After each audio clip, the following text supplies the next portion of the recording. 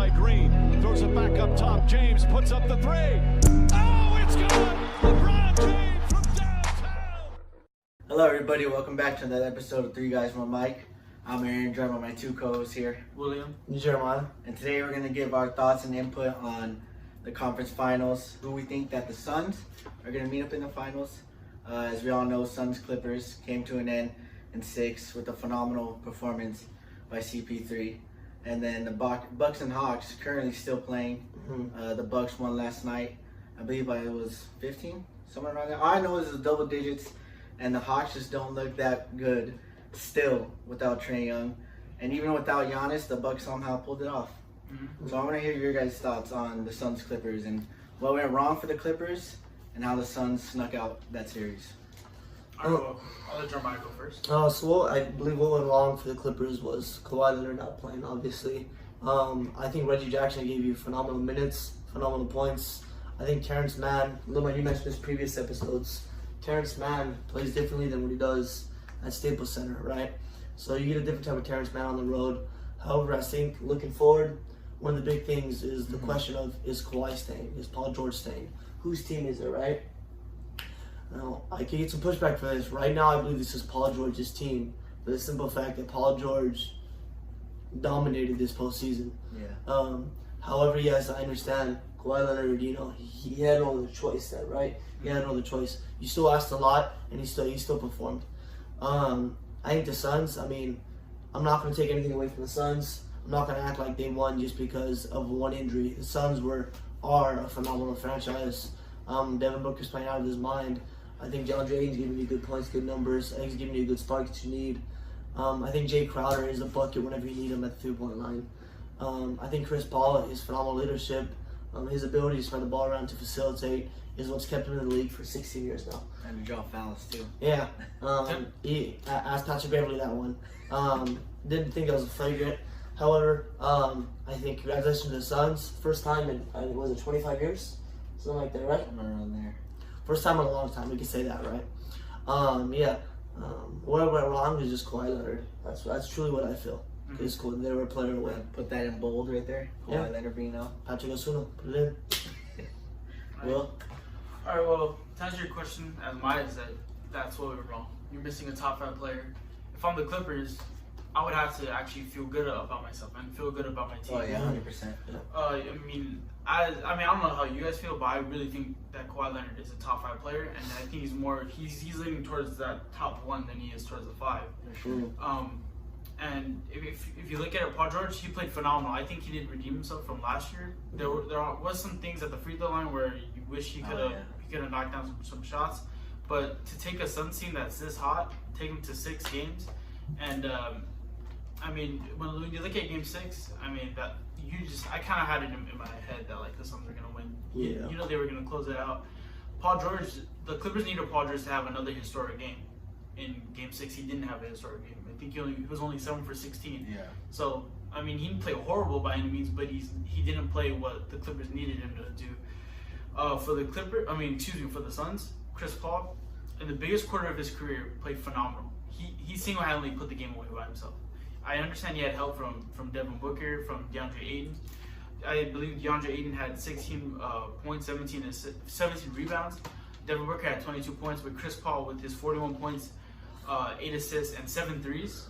Again, and he was also doing it with big threes at the end, getting 4-point plays, just putting away the Clippers team on his own.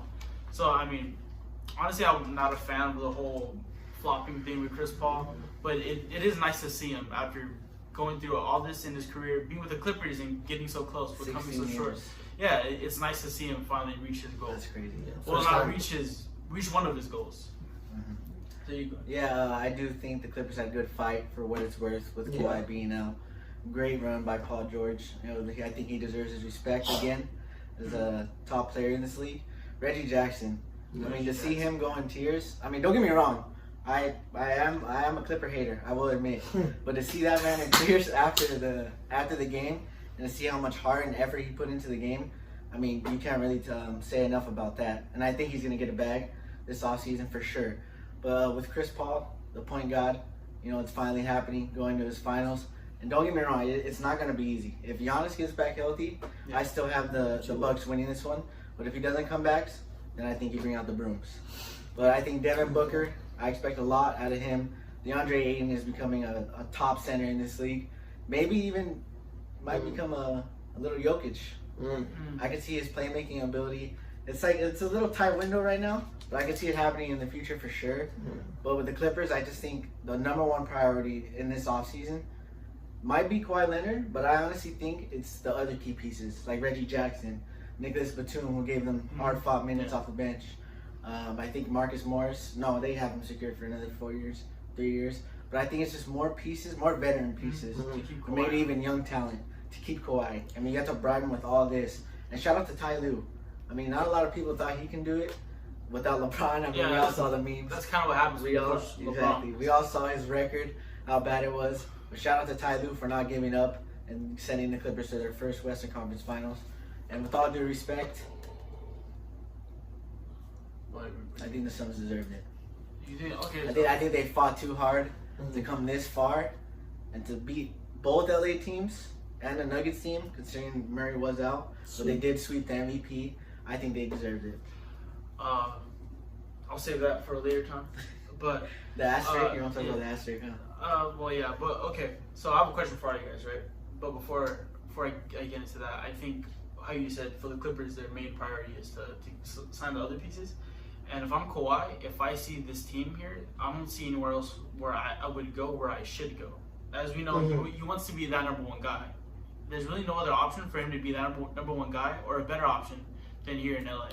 I mean, any other team that he goes that could be a better spot, he's gonna have to be with another superstar.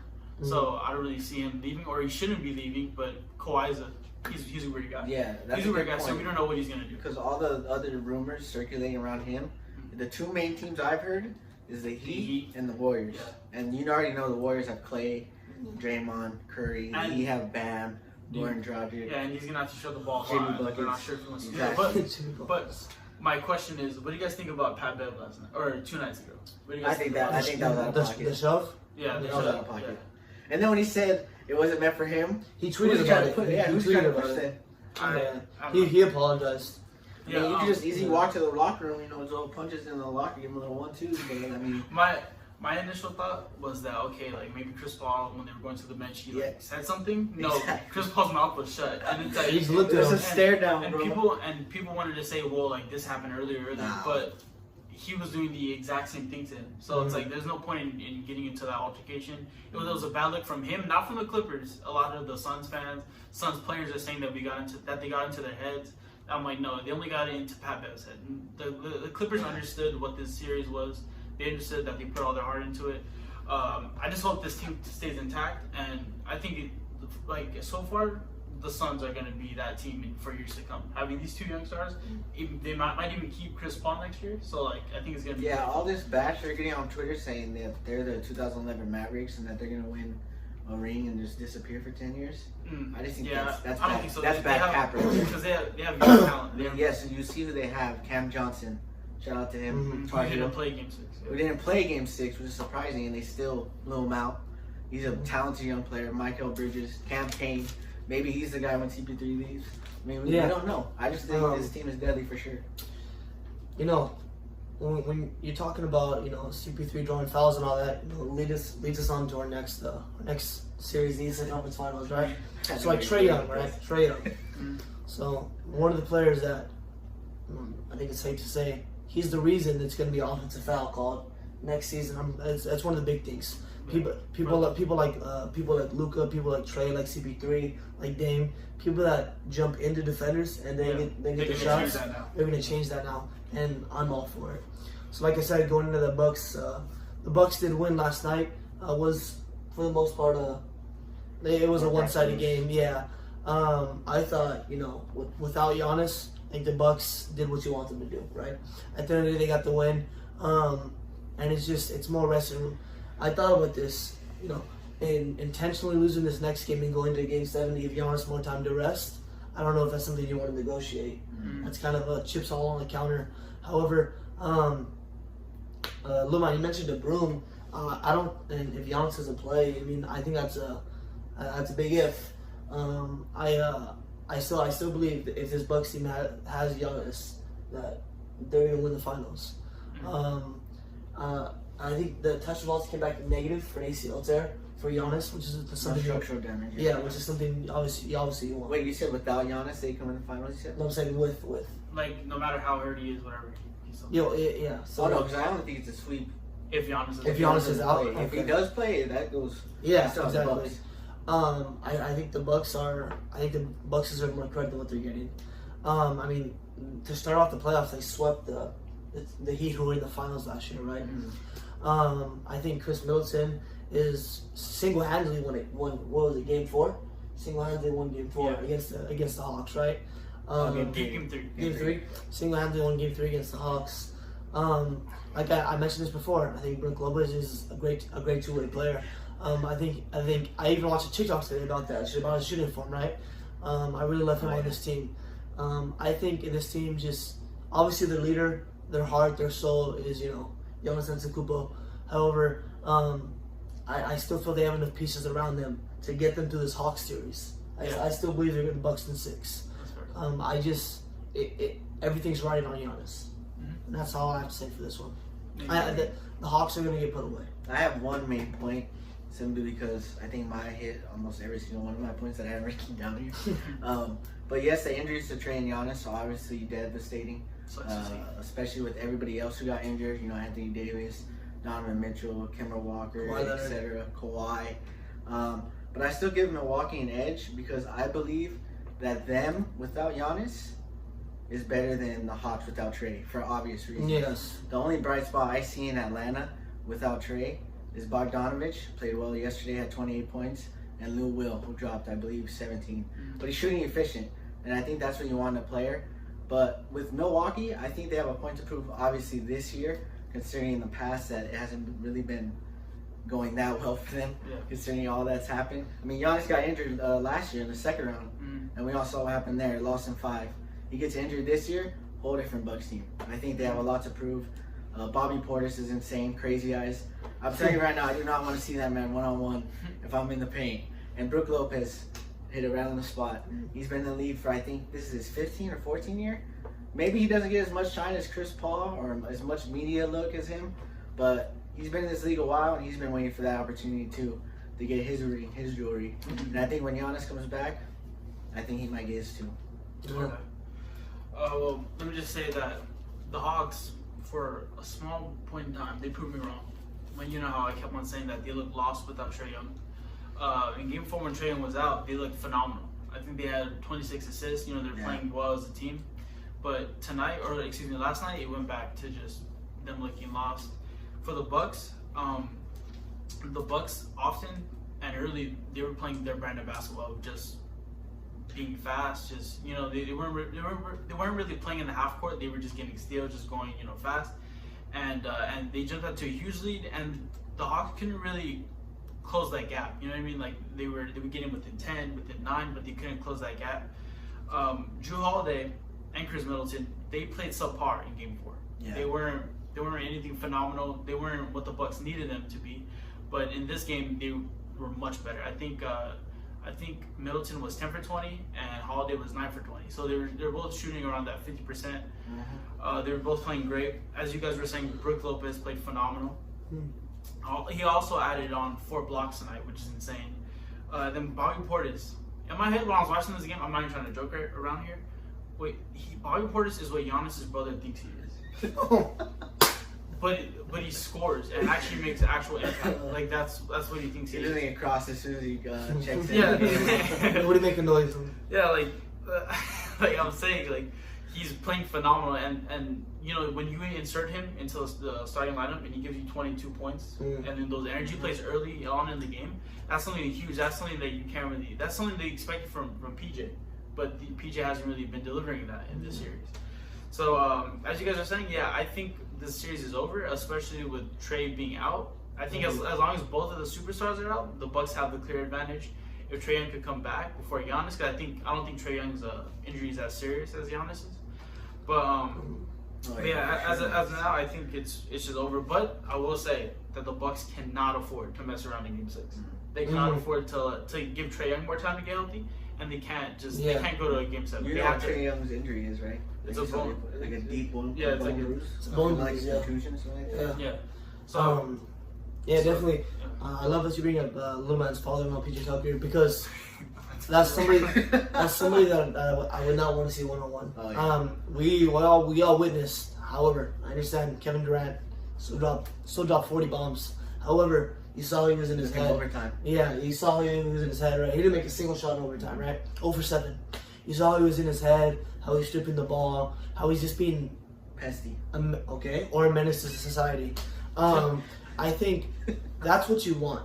Like if I'm the Bucks, somebody else has to beat me than Chris Paul or Devin Booker. You mean like the third option has to beat me, and the third option is not going to be. Campaign isn't going to give you 45. You know what I mean? Like it's not going to happen. Even though the pain train is going to give you 15, he's not going to give you. I'm confident in that. I just think, like I said to this before, this Bucks team deserves more credit. And I feel like this year, people are finally realizing this Bucks team's not something to mess with. And that's all I really have to say about that. Yeah, I mean, when you have PJ Tucker, the only guy in the starting lineup who didn't score 15 plus for the Bucks today, I mean, that's all he's really there for, is to play defense, and rebound, and get into people's heads. And all I'm saying is, this man has won the Kicks of the Year champion, I think 3 times in a row now. So imagine what he's doing out on the court if he had black Air Forces. That's all I'm saying. Yeah. I mean, he's Pat Bev, the ball. Like he 6'5". sent Katie home in front of his mom. Like that's Oh my Alright. blew her a kiss. like, okay, so as I was saying Out of pocket. when me and Lemon were recording our playoff video, I was saying that if the Bucks could make a run to the finals, it would be insane. You beat a Heat team. Not only did they beat them, they swept the Heat team, who was insanely hot coming to the playoffs. It wasn't like they limped their way in. No, they were really hot. And I understand that the Nets got injured and stuff, and I understand that. But either way, it was still a great win for them. And then you go into here where you're missing your star player, a borderline top 5 player in the NBA, and you still come out and look like this. Yeah. You still, I mean, I'm not gonna say that they lose a step, but they still look like they had it together, and they didn't like lose their mind. As on the other side, the Hawks though, without Trae Young, they still look lost. Yeah. So, I mean, I still think it's a very interesting series, no matter, even though I think it's over. I'm still intrigued on how the Hawks play without Trae Young, and how the Bucks continue to play without Giannis. Okay. So that's all I have to say for this series. Yeah, me too. I Feels think good. that Anything pretty much, else? Thank Thank you guys so much for watching the episode. For you guys on Mike. If you aren't subscribed, subscribe down below, guys. Follow our TikToks. And like we said, we have our hydro stickers, guys. Follow us on Instagram. Reach out to us, and we'll get you with the hydro sticker, guys. Thank you so much.